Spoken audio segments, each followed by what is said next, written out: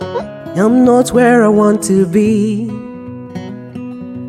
but I'm in what was once a dream. So if I do some quick math, the future equals a dream come true.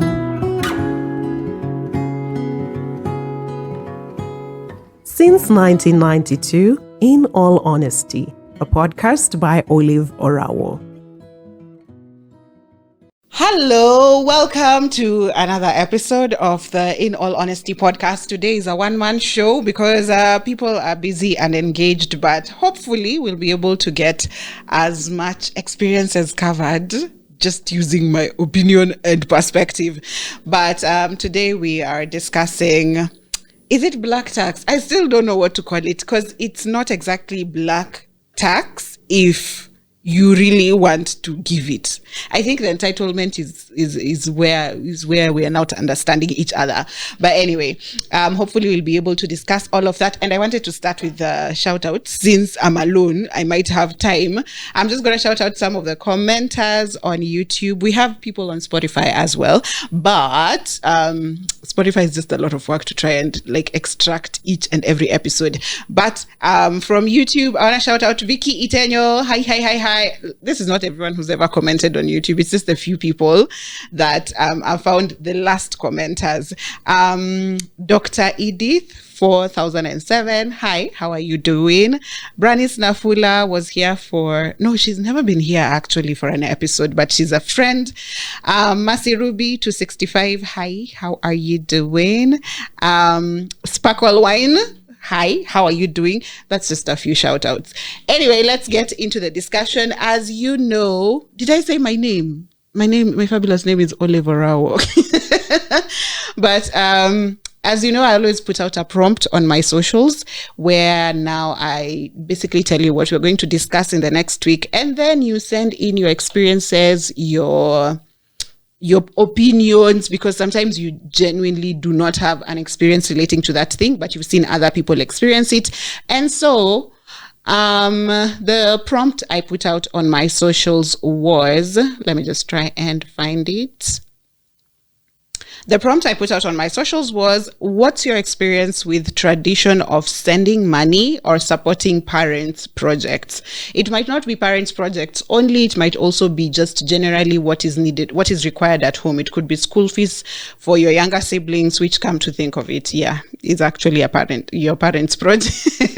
It's actually your parents' project. And I wanted us to start by defining black tax. So I got black tax, the definition of Wikipedia, and it says, black tax is a term that originated in South Africa, which refers to money that black workers, especially professionals and others with high income, give to their parents, siblings, or other family members, often out of obligation or a deeply ingrained sense of family responsibility.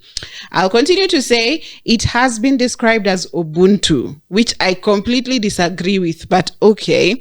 A philosophy that humans must live in sharing relationships with each other, but with an incapacitating twist for the black professional. A similar socially imposed obligation to care for parents and other family members in Latino culture is called the brown tax. So in the Latino culture, it's called the brown tax. I guess here in Africa, we're just calling it black tax. Why I struggle with the term black tax is because some people genuinely want to improve the quality of life for their parents and their siblings. And so it's not black tax per se, but then if it extends to relatives, then what happens? Anyways, let's get to the responses because that's what basically creates our talking points. The first person here asked, I'll remind you the prompt was, what's your experience with the tradition of sending money or supporting parents' projects? And the first response here says, kila mtu atengeneze legacy yake. People should stop stressing others. Hey, parents are like tufia kwa. Parents are turning in their graves. But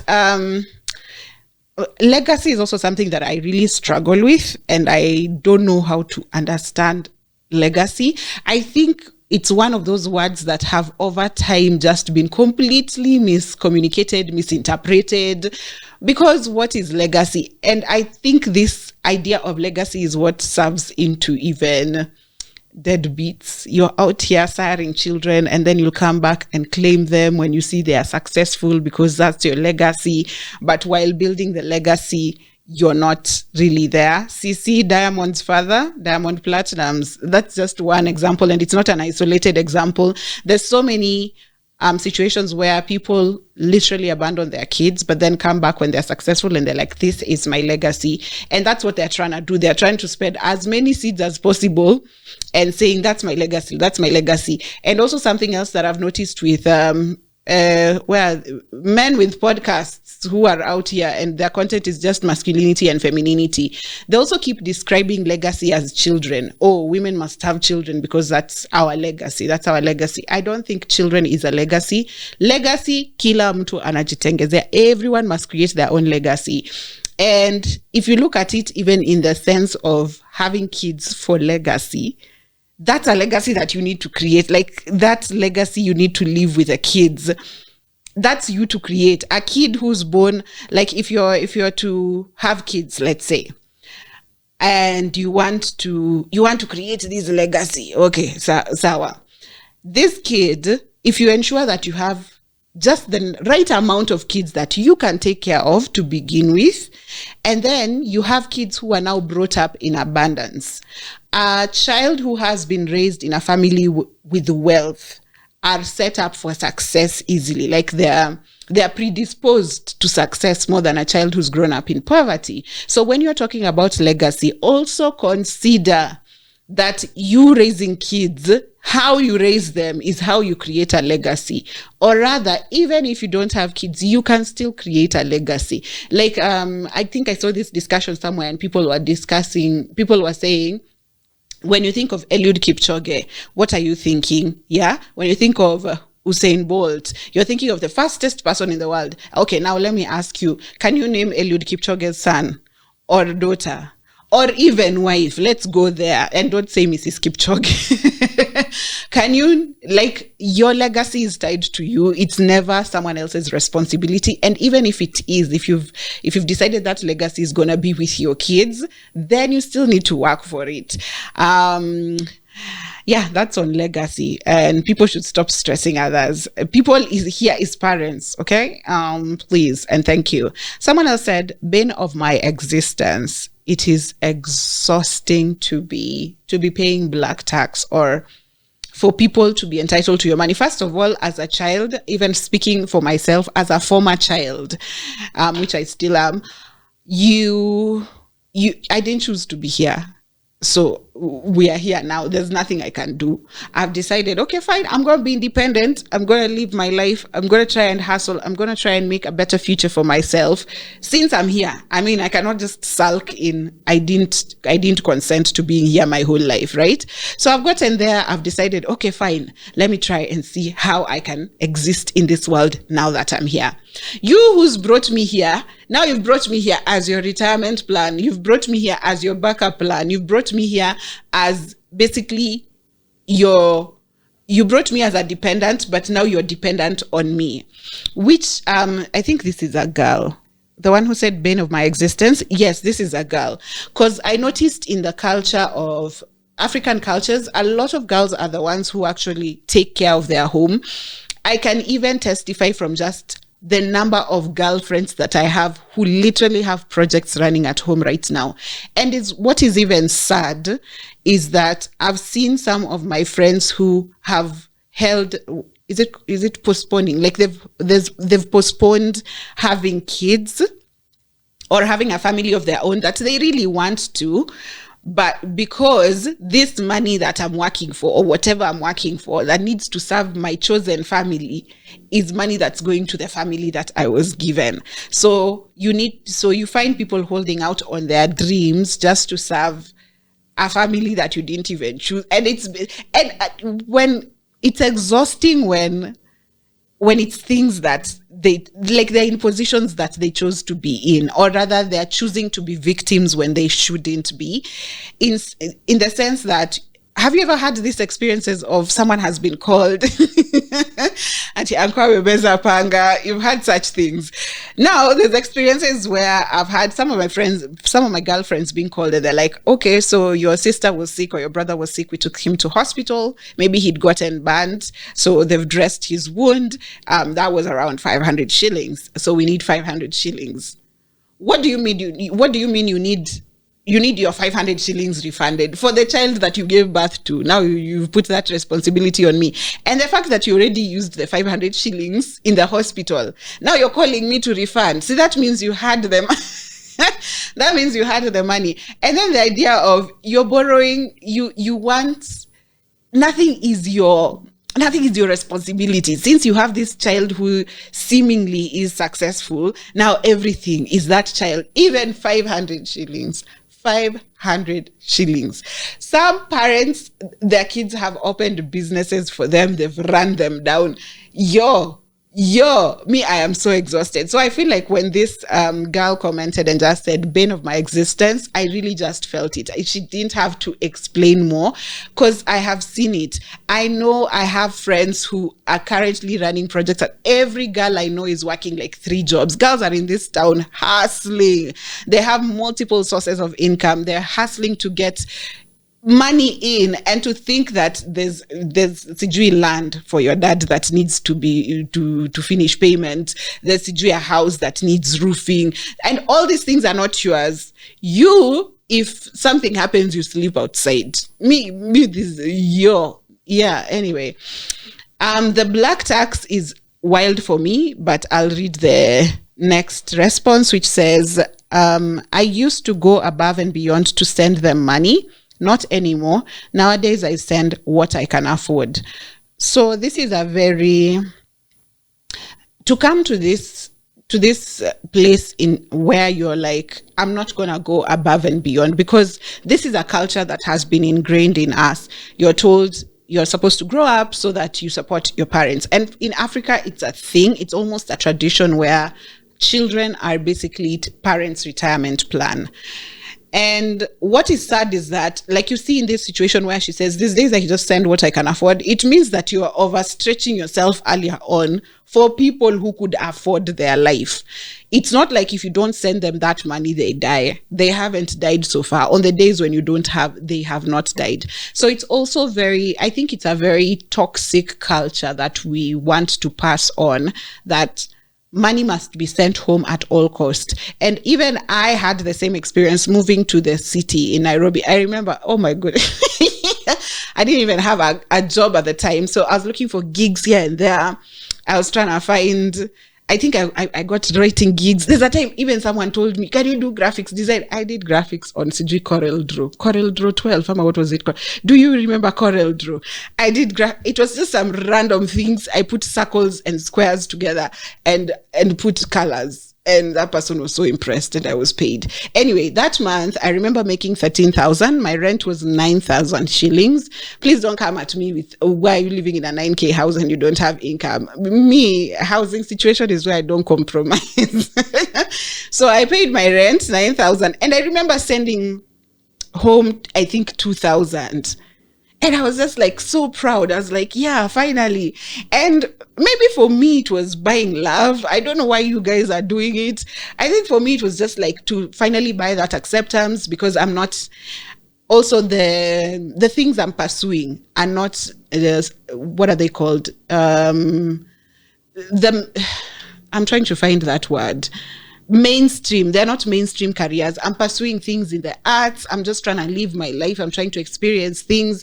So my way of life was really frowned upon back at home. So I think I was trying to buy validation that, okay, even if she's not going through, she's not a doctor, she's not a teacher, she's not all these careers that are required to be, but she's at least making money. She still can send. So for me, it was validation. But then at what cost? So nikaa kwa bedsitter bila chakula alafu. But I think the excitement of it is really beautiful, and I think that's what keeps you. It's like coke, it's like drugs. That's what keeps you hooked to now sending money home. The excitement, that minute you've sent money and then they've called you, they're like, hey Olive, how are you doing? Hey, thank you so much. I think that initial excitement is what you keep holding on to, and is what you misinterpret as attention, validation, when it is not. So over time, you just want whatever you have. I must send home so that I get that car. Is it serotonin? You get that feeling of, oh yeah, now they're happy with me. Now they've accepted me. Here's the thing. If you send anyone money, they'll be excited. It doesn't matter. Even you right now, your phone pings and you check and it's money. You'll be excited. And if you have good manners, like my parents, you'll call and tell that person, thank you. So do not interpret that as too many, as too many things. People get excited when they get money. So here's the thing, even as you're trying to learn boundaries, even as you try to tell yourself, you'll get to a point where now you only can, like this person, they can only send what they can afford now. They had to get to that point. But here's the thing, it's not all roses setting up boundaries. It's not all a walk in the park at you when you want to now restrict who has access to you, who has access to your money. Those things are not easy. Even if you'll do them, you'll suffer an ridiculous amount of guilt. So for me, it wasn't even so much learning how to say no, because I could easily say no to so many people. And that is also something we need to talk about. So many people can say no to everyone out here, but when it comes to like family, you're completely weak. You don't know what happens to you when it comes to family. So what you had to deal with the most is guilt. You will deal with, oh my goodness, you'll stay up at night and you're just like, am I a horrible person for not sending money? Am I a horrible person for saying no? And over time, you will learn. Over time, you learn to sleep at night, even after you've told someone, no, I can't give you money. But it takes a lot of work. It takes a lot of intentionality. And it will get to a point where you'll have to literally sit down and ask yourself, why? Why would I deny myself the things I want? Like I said, for my friend who has literally postponed having a family just so she can support the family that she was given, is why would I hold off my dream for you? And what's even worse is that a lot of people who have who are always giving, who have so much, who are relied on, who a lot is expected of them, a lot of these people don't have anyone giving to them. So just be keen. If you're those people you're being relied on, just be keen. Just look at the dynamic of the relationships you're having with, let's say, your parents or your siblings, and you realize it's very transactional. So I actually had someone who was a beneficiary of black tax. And I don't know where that conversation ended. Maybe they were busy, but they were to come today. But anyway, now that thing for beneficiary, I feel like also it becomes where Africa is a difficult continent. I feel like now it becomes a cycle where you're like, because I've seen it even in my family. It's like Uncle Olive hosted Cousin Orao when we were young. Okay, so Cousin Orao, once she grows up and becomes like stable or gets a job and gets a house,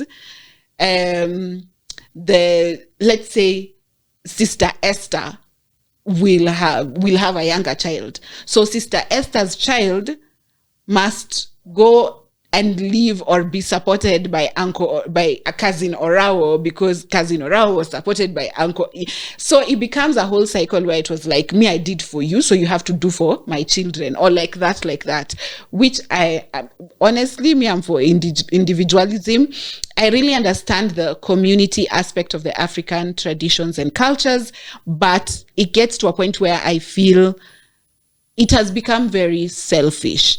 A lot, when we say community, it's become like the Bible and Christians. When people say community, they only say community when it benefits them. When it's convenient is when you're like, oh, a child is of the community, when it's convenient for you. But when it's time to actually come through for this child, actually do things, then it's just like, kila mtu ashughulike na maisha yake, which is you need to point out, you need to realize those things when people are using things for convenience. Even society, people will be like, oh, society tells you, and then when it's not convenient, they'll just be like, no, you need to be independent, you need to think for yourself. Because of why? Because this time it's not convenient to you. So really props to you for for getting to a point where you're just like, I can only send what I can afford. And there's someone, I think, who commented on my post on Instagram and said, it is okay to send back money or support your parents and family. But if you find yourself having to move things around for you to do that, then it's not okay. So I'm just here on an anti-black tax campaign, because I've not said something positive even once. But anyway, someone else said, I thank God they are self-sufficient. So this is a self-sufficient, this person comes from a self-sufficient family where the parents can take care of themselves. Now here comes why this discussion is a discussion now. There are parents who are self-sufficient but are still very entitled to their children's money because of this tradition that we've created. And as I said in my prompt, there are people who grew up poor. And I understand. You get to a point where you're like, I want really to improve the quality of my life and that of my parents. And if you have the means, do so. And there are people who do that with, like, it's a project they've taken to heart and they want to and they love it. And that's okay. Just go ahead and do it. But when it gets to a point where, you remember the girl who said bane of my existence, when it gets to a point where you see your phone ringing and it's total annoyance. You're just annoyed because when it gets to the point where you feel like, I need to move into a smaller house so that my parents can buy their piece of land. Start asking yourself questions. It is okay to support for as long as you don't need to move the essentials around your life. If you've paid everything, you have some money left, you have something disposable. Maybe it was even supposed to be for your happy hour, and you feel like, okay, this one I can send home, that is fine. And also for me, I sort of established some of the things that I am willing to give my money to, and some of the things that I just won't give my money to.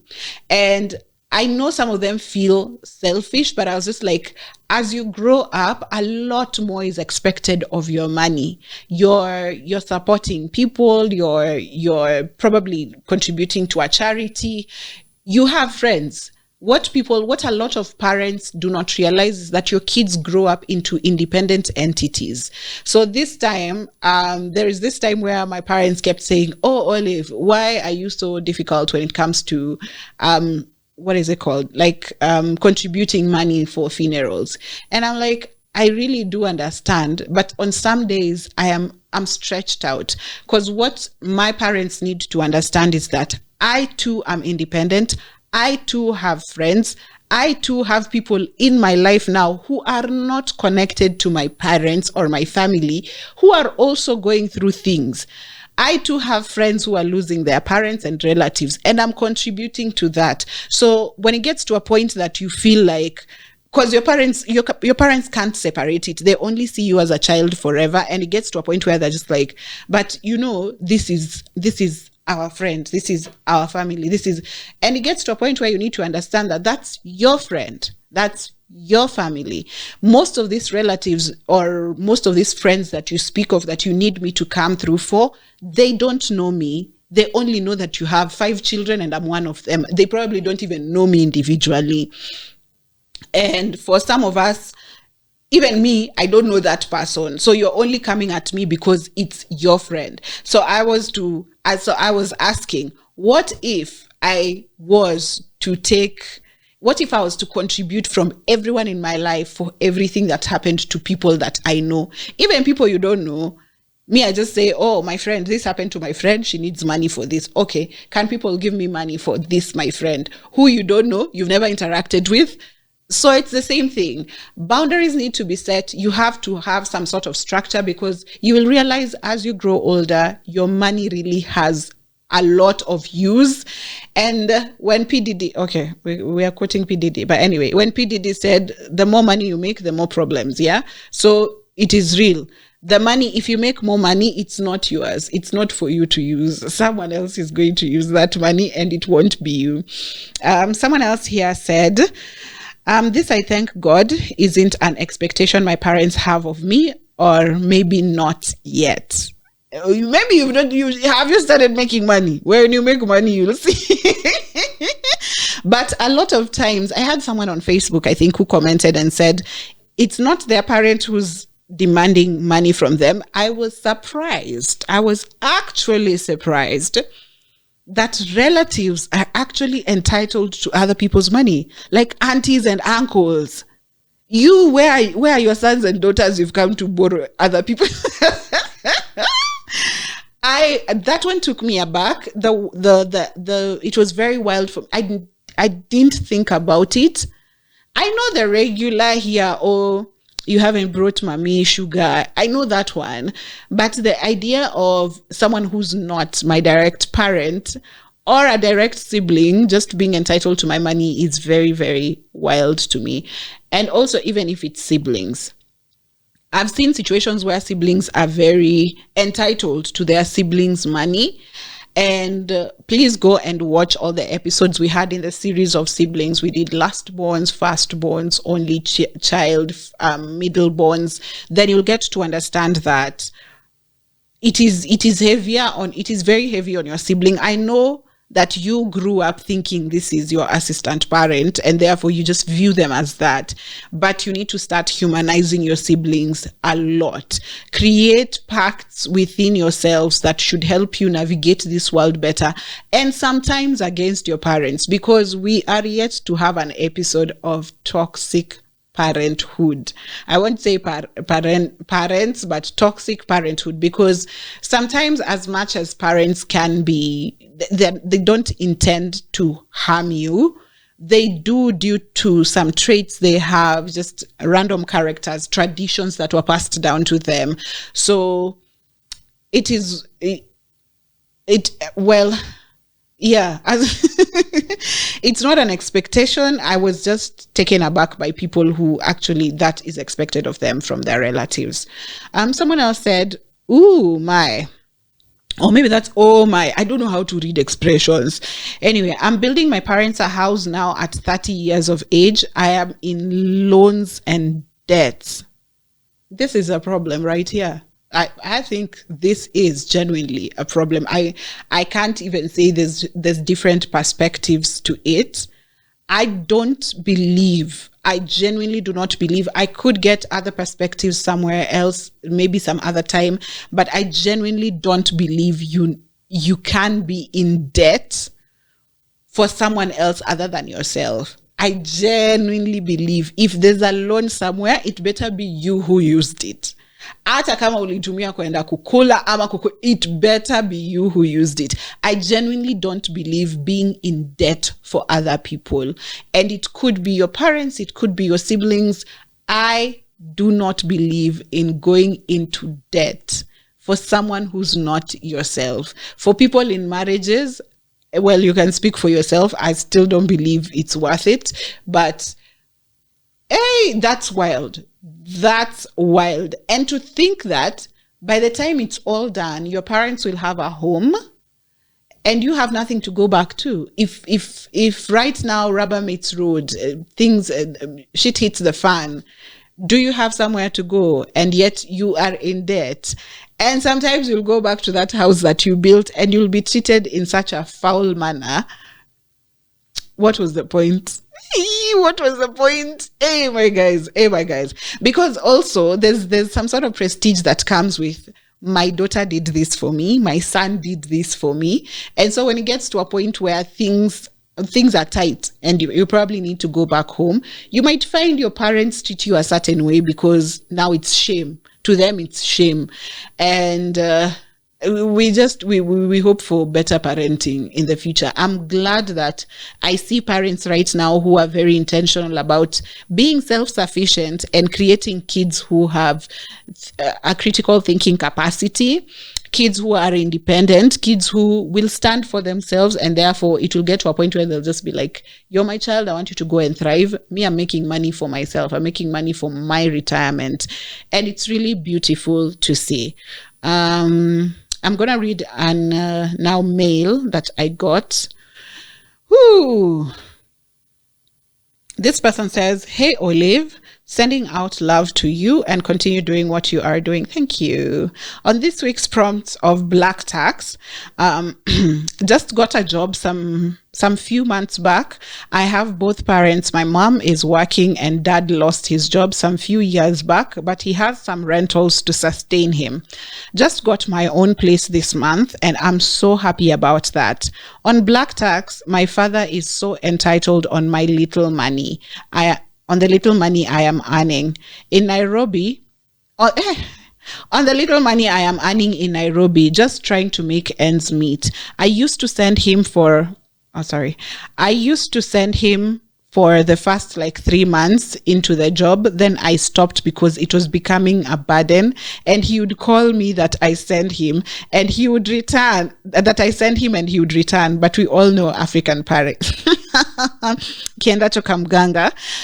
So I was saving up to move out, and he still had the audacity to tell me to go into my savings. I sent him just because he is so generous with his money. Just because he is so generous with his money when he gets money from rentals.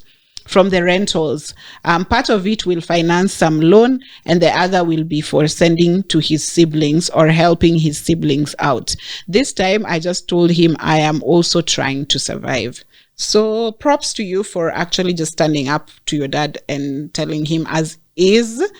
Atafute mwingine. But also, again, that point has come up. He says he's entitled to your money because when his comes, he's generous. But when his comes, that generosity does not apply to you.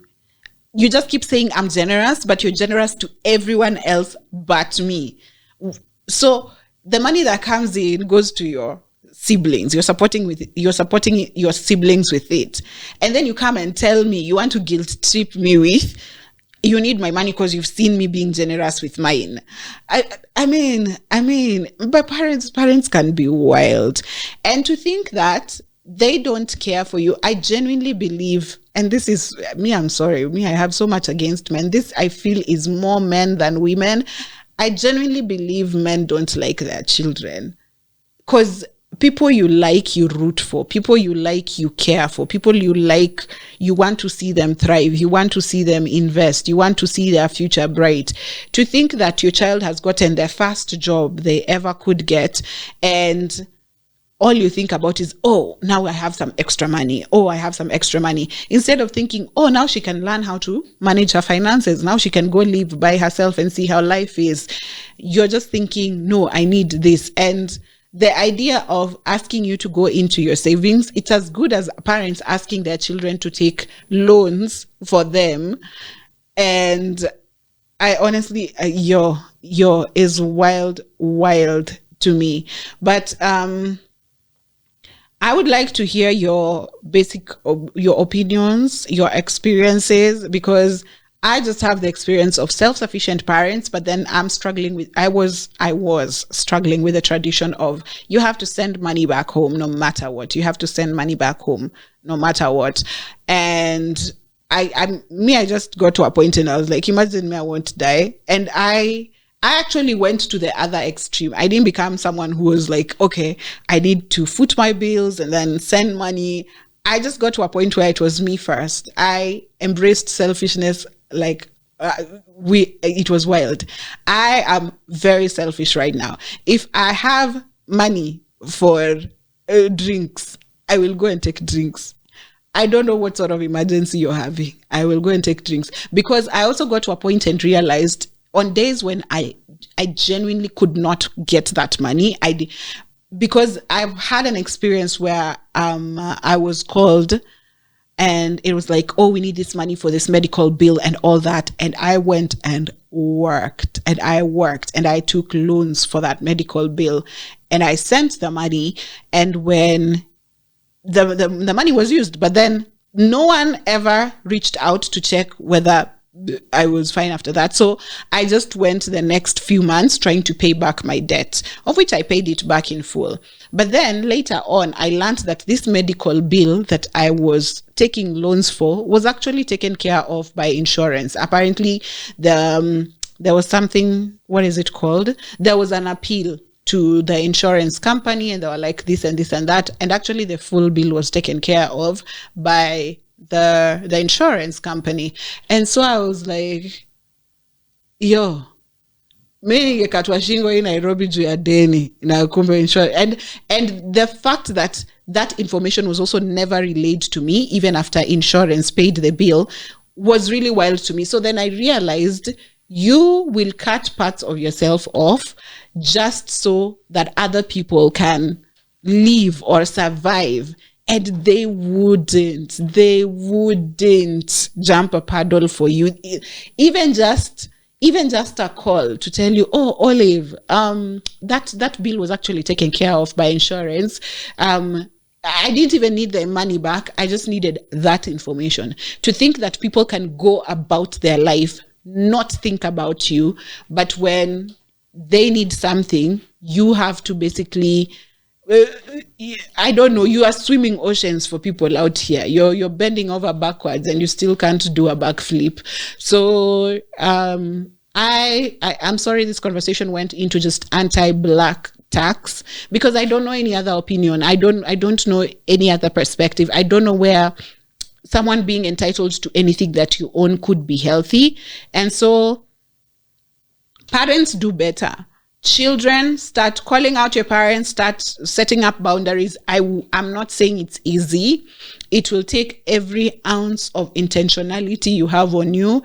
It will get to a point where it will even manifest physically. You'll feel physically exhausted and in pain, sometimes just trying to deal with, how do I deal with my family? How do I deal with this? And sometimes also understand that it might affect the people around you.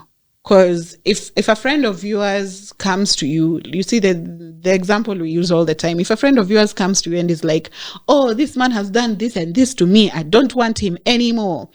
And then the next day you see them with that man and you're just wondering, okay. And then the next time they're like, now it's over, I don't want this man anymore. And then they get back together.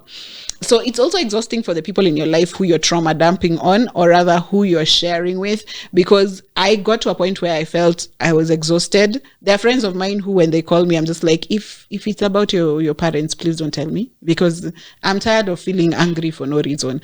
I'm tired of you every time being like, oh, imagine I did this, I sent the money for this, imagine they conned me. If they have the capability of conning you, why do you think these people have your best interests at heart? I even have the experience of a friend. I think this was a while back in season 3. I don't even know what episode it was, when we were reading mail, when people were sending in mail. And there's this girl who said she'd gone home for something. She hadn't been home for a while. She'd gone home for something. And while there, she, after the occasion had ended, she was like, okay, let's pass by mom's place and see.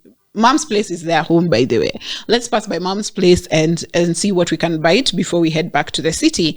And so they pass by mom's place and they find things, I think potatoes and meat. And they're like, okay, let's call mom and tell her we're preparing this so we can eat very fast and just move and head and start our travels. And when they call the mom says, oh, okay, yeah, the potatoes cost this much and the meat cost this much. You're charging me food. You're charging me food in your house. In me, your child. You're charging me food in your, hey, my Lord. I don't understand how some of these things, some parents are just outright toxic. I would say learn selfishness. If there's one thing you can take away from this, just learn selfishness. Learn a balance. When you have it, send. if that is a project that you've set for yourself, I am not talking about healthy families, but I'm not talking about people who have the intention of creating, like making their parents' life better. If you have the money, if you've worked hard, if you've put it as a project, I'm going to build a house for mom, and you have a project and you have money coming in and you even have a particular source of income that is supposed to fund that project. You're just like, okay, this week, this money is coming in. We're going to buy iron sheets. This week, this money is coming in. We're going to buy cement. That is okay. I'm not asking you. If you feel like you've taken up your sister, there are people who've taken up their younger siblings. They've adopted them as their own children and are taking care of their fees. They're paying everything for them. And they're just taking them as their own children. That is also fine. I'm not telling you to stop that. I'm not telling you to start looking at the books and balancing books and asking, okay, I owe you this much is owed to me. No, if you're doing it out of the willingness of your heart and it genuinely makes you happy and you really, that's something that you want to do, please do it. We are only addressing people who feel like it's become a burden. You're carrying it and it's a burden. Your parents are entitled to it. It's gotten to a point you will be insulted or you will be disrespected, or rumors will run round around you. Rumors will run round because you refuse to give a certain amount of money. You refuse to create a certain what is it called? You refuse to make a certain contribution towards a particular project. So just be very careful with people who want to take from you. It is very sad that sometimes it's your family. And in this case, I mean, they go to the same category as everyone else that you have cancelled, you have blocked. It's very easy for you to block people outside there. Yeah, so just extend the privilege to your family members as well.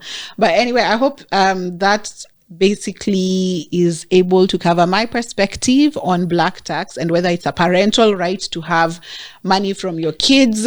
It's, for me, I hope to have this discussion later with varied perspectives, but for me, it will never be a parental right for your parents to harass you or your parents to take things from you. I don't think it works. I believe, if there's one thing I believe, is that parenthood is one way. Parenthood is one way. You, as a parent who decided to have a child, give and make sure you set up your child for success. Make sure your children are happy. Make sure your children are provided for. You give. The other way around is by choice. If your child decides to give back, fine. If your child decides to bless you, fine. If your child decides, okay, I'm going to do this for my mom and my dad and my siblings, fine. But if there's one thing that I don't believe you have a right to, is demanding anything of your children. Anything you do for them is what is required of you, and your children are not required to do anything back for you.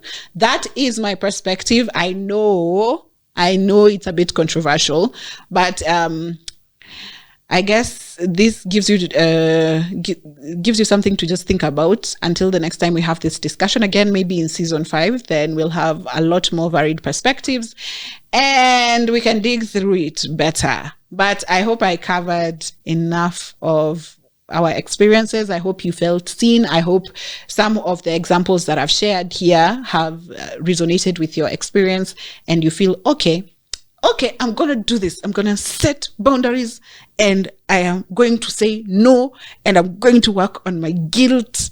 And I'm wishing you all the best. I'm at a better place now where I genuinely don't feel guilty. Probably after this, I'm going to have drinks with money that I should have contributed for something, but this has been the In All Honesty podcast, the episode on is it black tax or parental rights? And my fabulous name is OLAVEORAWO. Until next week, bye. Next on the In All Honesty podcast. I thought by now I'd be done with the family unit, but we are not. Let's get into traits of toxic parents, or rather parents who have toxic traits. Basically, things that parents have done or the traditions that they choose to carry forward, or rather just things that they do that are basically toxic. And in this case, I also want us to discuss some of the mental illness or some of the mental issues that our parents might have experienced growing up. I know some are not diagnosed, they've not been diagnosed, and I know some are. we can just discuss the entire arena of parenting and how mental health looks like when it comes to parenting and how that affects children. So maybe toxic, let's say, mental health around parenting, and this will also cover postpartum depression, because I know that's a very huge topic that we need to tackle. So next week, let's talk about mental health around parenting, some toxic traits that we've seen growing up. Even sometimes, you look back, you look at your parents and you're like, wait, could my mom have anxiety? Wait, my father is displaying symptoms of bipolar, and for them it wasn't a culture, so it was never diagnosed. It's not something they ever thought about. Therapy is not a thing for them. So let's just come and talk about some of the things that we think could have been mental complications for our parents, or rather what are some of the mental health situations that are linked to parenting, and we'll be able to discuss that. Hopefully, please come forward. If you see this prompt and you want to be part of the discussion, please do reach out to me and I'll give you directions. We always shoot on Saturdays, I think in the morning. Saturdays at Lavington in the morning, so you have an idea of that. Reach out to me, and you can still always share your opinions and your stories through my DMs at OLAVEORAWO, and you can send your story through my email as well at olaveorawo@gmail.com. Bye. Do you hear that? Would you lend me some coins, please? The In All Honesty podcast needs you to continue running. I will deeply appreciate support from you. You can send monetary contributions to my Mpesa +254 728 171 059 via PayPal at OLAVEORAWO. That is OLAVEORAWO. You can support the podcast indirectly by buying merchandise and services I offer listed on my WhatsApp catalog. My WhatsApp number is +254 728 171 059. Did you think I'd forget?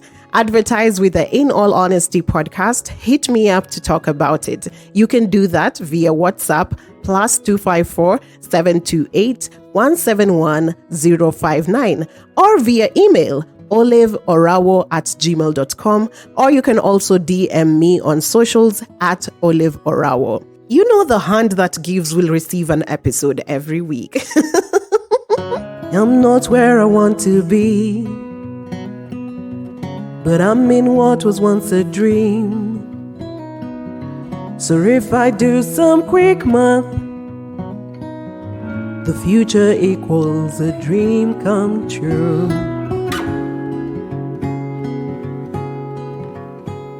Since 1992, In All Honesty, a podcast by OLAVEORAWO.